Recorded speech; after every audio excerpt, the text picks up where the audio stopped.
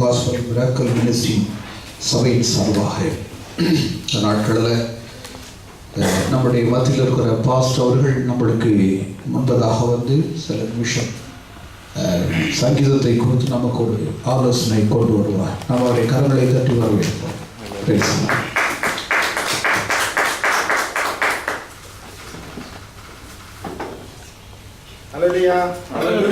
மீண்டும் ஒரு வாரத்துக்குள் கடந்து போக தேவன் கிருபை செய்திருக்கிறார். தேவன் நல்லவர் என்பதை நாம் ஒவ்வொரு நாளும் ருசித்து பார்த்து கொண்டிருக்கிறோம். இந்த சங்கீதம் 89ஆம் சங்கீதம் மிக அருமையான ஒரு சங்கீதம். அநேக காரியங்களை குறித்து இந்த சங்கீதத்தில் கூறப்பட்டிருக்கிறது.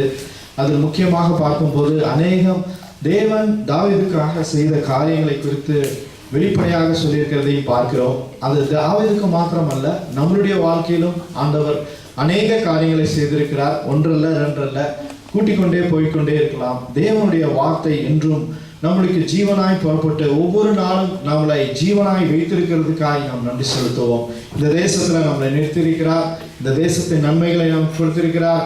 ஒவ்வொரு நாளும் நம்மளை போற்றி துதித்துக் கொண்டிருக்கிறார். ஆண்டவர் உண்மை உள்ளவர், நல்லவர் என்பதை நாம் ஒவ்வொரு நாளும் உணர்ந்து பார்க்க வேண்டும்.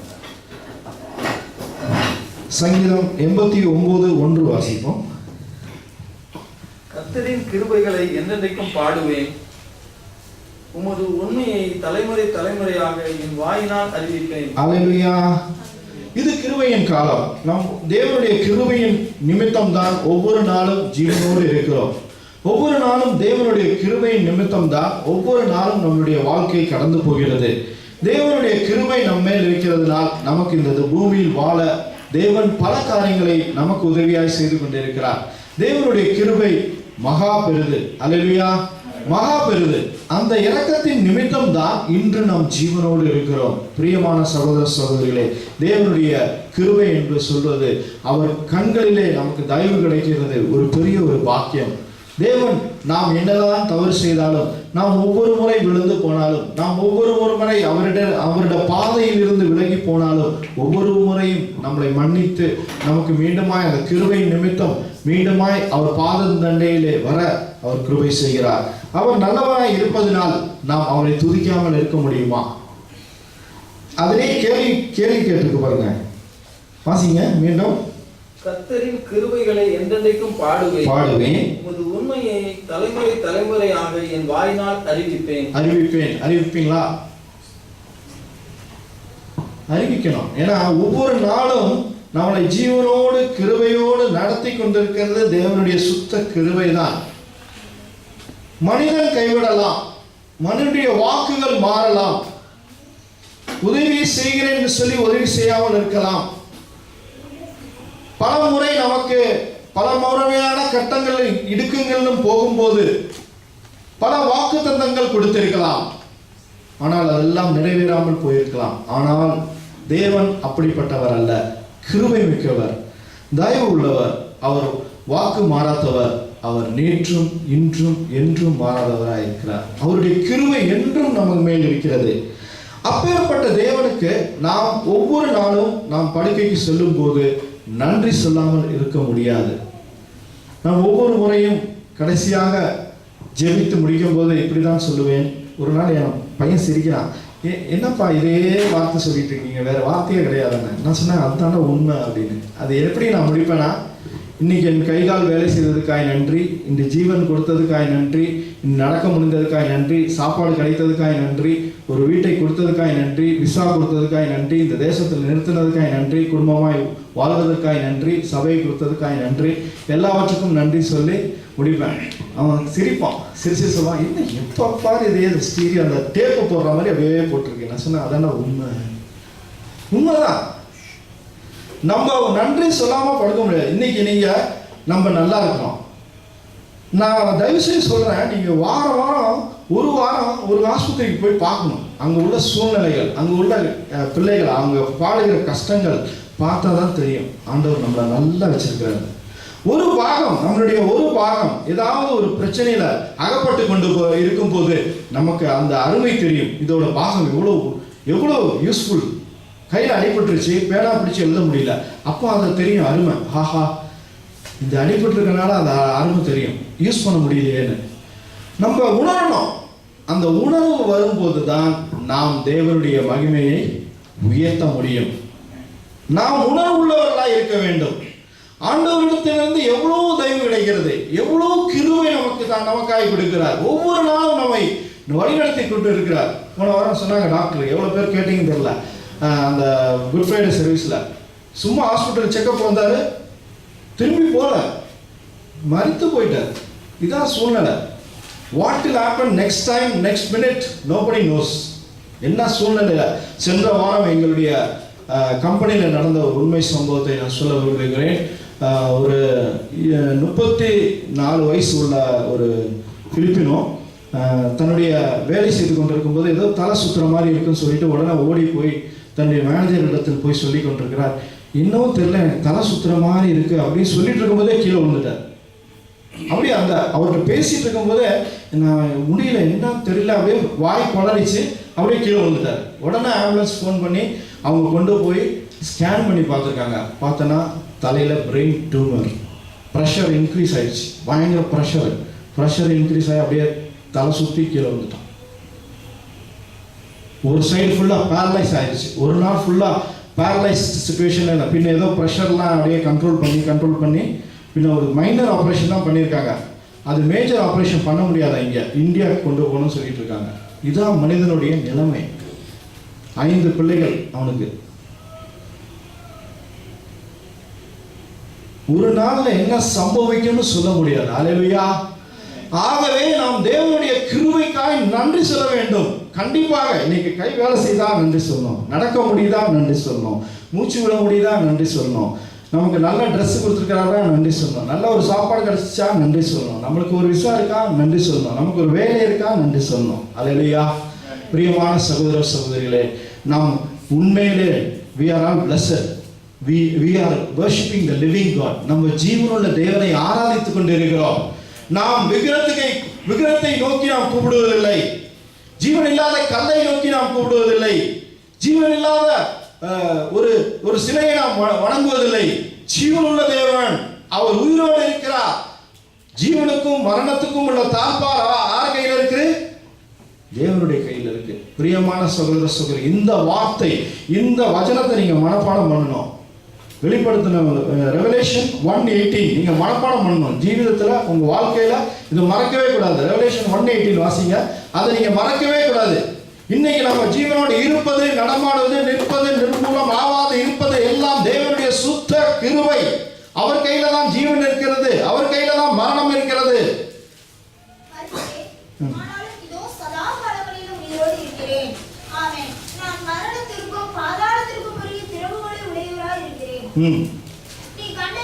போதும் 1:18 போதும். அதுல என்ன சொல்றாரு? மீண்டும் வாசிங்க. நான் மரித்தேன், ஆனாலும் சதா காலம் உயிரோடு இருக்கிறேன், மரணத்துக்கும் உரிய தாக்குவரை யார் கையில இருக்கு? அவர் கையில தாங்க இருக்கு எல்லாமே. Just think 1 second. இன்னைக்கு நம்மளுடைய ஜீவன் யார் கையில இருக்கு? இன்னைக்கு நம்ம யார் மூலமா நடந்துகிட்டு இருக்கோம்? இன்னைக்கு யார் மூலமா ஜீவனோடு இருக்கிறோம்? இன்னைக்கு யாரோட தயவினால நம்ம நின்றுட்டு கொண்டு இருக்கிறோம்? ஒரு காரியம் நான் சொல்லுவேன், நம்மளுடைய படிப்போ, நம்மளுடைய அந்தஸ்தோ, நம்மளுடைய பாரம்பரியமோ, நம்முடைய குடும்ப இதோ நம்மளை காப்பாற்ற போறதில்லை. அல்லேலூயா. உண்மையுள்ள ஜீவனுள்ள தேவன் தான். சில நேரங்களில் உங்கள் தாயும் தகப்பனும் கைவிட்டுருவாங்க, ஆனா கைவிடாத தேவன் நம் தேவன் தான். அல்லேலூயா. அல்லேலூயா. வாக்கு மாறாத தேவன், அவருக்கு பாரபட்சம் கிடையாது. ஜேக்கப்புக்கு ஒரு அளவு கொடுக்கிறது, பிரகாஷ்க்கு ஒரு அளவு கொடுக்கறதெல்லாம் கிடையாது. எல்லாத்துக்கும் ஒரே லெவல் தான். நீங்க எப்படி போறீங்களோ அதுக்கு தகுந்தாப்புல ஆசீர்வாதம் கிடைக்கும். ஜேக்கப் ஜாஸ்தி போனா ஜாஸ்தி ஆசீர்வாதம் கிடைக்கும், பிரகாஷ் ஜாஸ்தி போனா ஜாஸ்தி ஆசீர்வாதம் கிடைக்கும். அவ்வளவுதான். there is no boundaries, there is no limitation. Boundaries கிடையாது, எல்லை கிடையாது, பரிமிதிகள் கிடையாது. ஆனா மனிதனுக்கு உண்டு. அல்லேலூயா. இன்னைக்கு என்னுடைய பையனை பிரியப்படுத்தணும்னா சாயங்காலம் ஏதாவது ஒரு ஷவர்மாவோ ஏதோ வாங்கிட்டு போனேன்னா ஒரு மாதிரி சிரிப்பான். அந்த நேரத்தில் சந்தோஷமா இருப்பான், சந்தோஷமா டேடின்னு வருவான். அவனுடைய அன்பு பெறறதுக்கு நம்ம என்னெல்லாம் செய்ய வேண்டியது இருக்கு. அல்லேலூயா. அல்லேலூயா. அந்த அன்பு நிலைத்திருக்குமான்னு சொல்ல முடியாது, நாளைக்கு என்ன நடக்கும் தெரியாது. அல்லேலூயா. அவன் எனக்கு எதிராக எழும்பலாம். அல்லேலூயா. ஆகவே பிரியமான சகோதர சகோதரிகளே, நிலை உள்ள அன்பு நிலையற்ற சூழ்நிலையில நிலைத்து நின்று ஆண்டவர் தான் நம்மளை கொண்டு போய் கொண்டிருக்கிறார். அல்லேலூயா, அல்லேலூயா. ஆகவே ஏன் இவ்வளவு ஆணித்தனமாய் நான் சொல்லிக் கொண்டிருக்கிறேன் என்றால், நாம் அதை உணர வேண்டும். ஒவ்வொரு நாளும் நாம் படுக்கைக்கு போகும் முன்பு அன்றைய தினம் நம்மளை பாதுகாத்த தேவனுக்கு நன்றி சொல்லாமல் இருக்க முடியாது. நாம் எவ்வளவு நேரம் டிராவல் பண்ணுகிறோம். ஒவ்வொருவரும் இந்த இடத்துல உட்கார்ந்துருக்கவங்க டிராவல் பண்றீங்க, நிறைய கிலோமீட்டர்ஸ் டிராவல் பண்றீங்க. ஒவ்வொரு ஆபத்து இல்லாம, ஒரு அனர்த்தம் இல்லாம அருமையா கொண்டு வந்து சேர்க்கிறார்ல, அதுக்கு நன்றி சொல்லாம இருக்க முடியுமா? எவ்வளவு ஆக்சிடென்ட் நம்ம பார்க்கிறோம், எவ்வளவு பேர் மரிக்கிறாங்க, டெய்லி எவ்வளவு பேர் மரித்து கொண்டு இருக்கிறாங்க. ஆனா ஜீவனுள்ள தேவன் நம் கூட இருக்கிறதுனால், அவருடைய கிருபை நம்மேல் இருக்கிறதுனால், அவருடைய தயவு நம்மேல் இருக்கிறதுனால், அவருடைய பரிசுத்தம் நம்மேல் இருக்கிறதுனால், நாம் அவருடைய தேர்ந்தெடுக்க பிள்ளைகளாக இருப்பதன் நிமித்தமாக, உரிமையாக நாம் அவருடைய மகளுமாய் இருப்பதன் நிமித்தமாக அவர் நம்மளை பாதுகாத்துக் கொண்டிருக்கிறார். 6வது வசனத்தை வாசிப்போம்.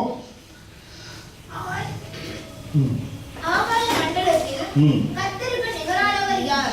பலவான்களின் புத்திரரில் கர்த்தருக்கு ஒப்பானவர் யார்? கர்த்தருக்கு ஒப்பானவர் யாருங்க? யாருமே கிடையாது, யாருமே கிடையாது. There is no one like our God. There is no one like our Lord Jesus. Really, அவரை போல யாருமே கிடையாது. ஹல்லேலூயா, ஹல்லேலூயா.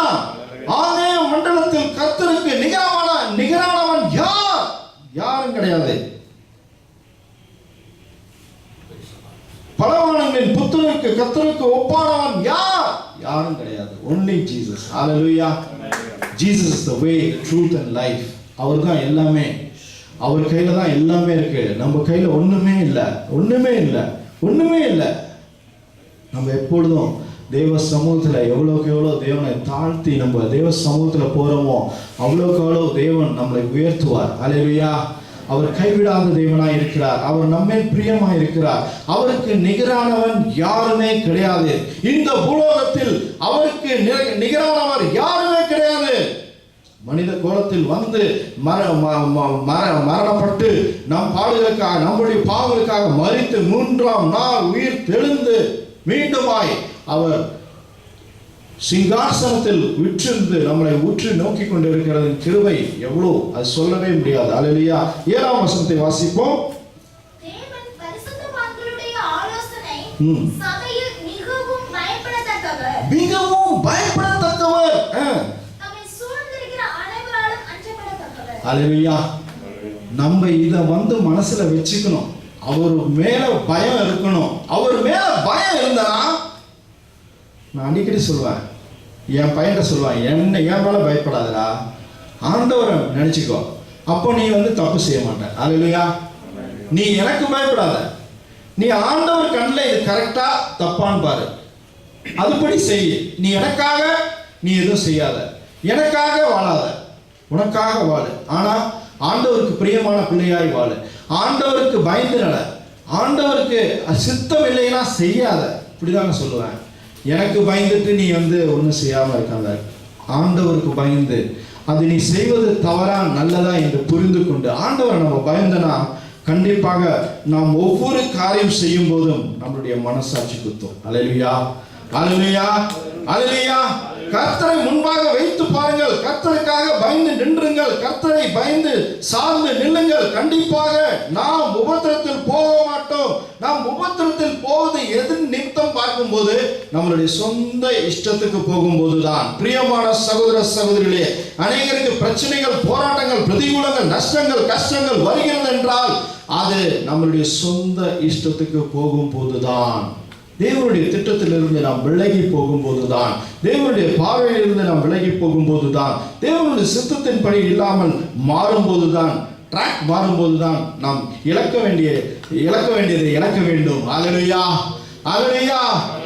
சில நேரங்களில் நான் பார்க்கிறோம், வேத வசனத்தில் தெளிவாய் சொல்லுகிறது, நான் இதை அனுபவித்தேன். சில நேரங்களில் சில பிரச்சனைகளை நாம் தேவன் நமக்காக அனுமதிக்கிறார். ஏனென்றால் அவருடைய மகிமையை உணர வேண்டும் என்றால் சில பாடுகள், சில பிரயாசங்கள், சில பிரதிகூலத்தில் கடந்து போக வேண்டும். அப்போதுதான் தேவனுடைய மகிமையை நாம் உணர முடியும். தேவனை நாம் ருசித்து பார்க்க முடியும். Hallelujah. To taste and see the Lord we have to undergo trials. பிரச்சனைகளுக்குள் கடந்து போக வேண்டும். அந்த பிரச்சனை நிமித்தம் தேவன் இறங்கி கிரியை செய்வதை நாம் பார்க்க முடியும். அந்த பிரச்சனையிலிருந்து, போராட்டத்திலிருந்து நாம் வெளியே வரும்போது தான் தேவனுடைய மகிமையை உணர முடியும். ஹalleluya. அப்போதுதான் தெரியும் யார் உண்மையா கூட இருக்கிறாங்கன்னு. ஹalleluya, ஹalleluya. அந்த சூழ்நிலையில யார் கூட இருக்கிறார் என்று தெரியும். ஹalleluya. பிரியமான சகோதர சகோதரியே, இந்த உலகம் உங்களை கைவிட்டாலும், உற்றார் உறவினர்கள் உங்களை கைவிட்டாலும், தகப்பனும் தாயும் கைவிட்டாலும், கைவிடாத தேவன் இருக்கிறார். அவர் வாக்கு மாறாதவராய் இருக்கிறார். அவர் கிருபை உள்ளவராய் இருக்கிறார். அவர் பயப்படத்தக்கவராய் இருக்கிறார். 8ஆம் வசனத்தை வாசிப்போம். சேனைகளின் தேவனாகிய கர்த்தாவே, ம். உம்மை போல் வல்லமையுள்ள கர்த்தர் யார்? யார்? உம்முடைய உண்மை உம்மை சூழ்ந்திருக்கிறது. ஹalleluya. மீண்டுமாக கர்த்தருடைய மகிமையை இந்த வசனத்தின் மூலமாக வெளிப்படுத்தப்படுகிறது. சேனைகளின் தேவனாகிய கர்த்தாவே, உம்மை போல வல்லமுள்ள கர்த்தர் யார்?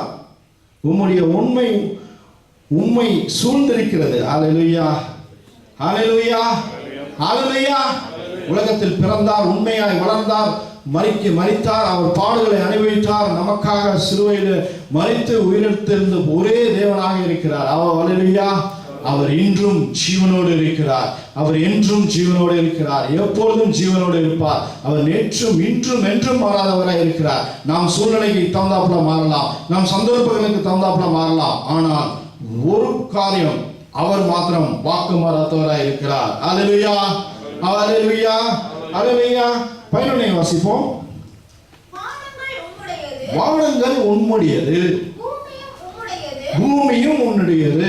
உலகத்தையும் அதில் உள்ள யாவையும் ஆ. நீரே அஸ்திபாரப்படுத்தி. ஹalleluya. இதுக்கு மேல என்ன வேணும்?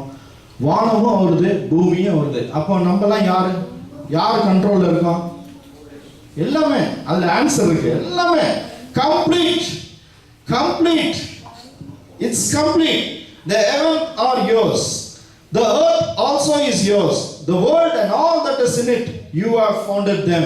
இன்னைக்கு நம்ம பிறந்து வளர்ந்து கொண்டிருக்கிறோம் என்றால் அது தேவனுடைய சுத்த கிருபையும் தயவும் நம்மேல் இருப்பதின் நிமித்தம், நாம் தேர்ந்தெடுக்கப்பட்டதின் நிமித்தம், நாம் அழைக்கப்பட்டதின் நிமித்தம், நாம் இன்று ஆலயத்தில் உட்கார்ந்து கொண்டிருக்கிறோம் என்றால், துதித்துக் கொண்டிருக்கிறோம் என்றால், அவருடைய நாமத்தை உயர்த்தி கொண்டிருக்கிறோம் என்றால் அது தேவனுடைய சுத்த கிருபையின் நிமித்தம் தான். பிரியமான சகோதர சகோதரிகளே, ஆகவே இந்த வார்த்தைகள் மூலமாக தேவன் உங்களை ஆசீர்வதிப்பாராக.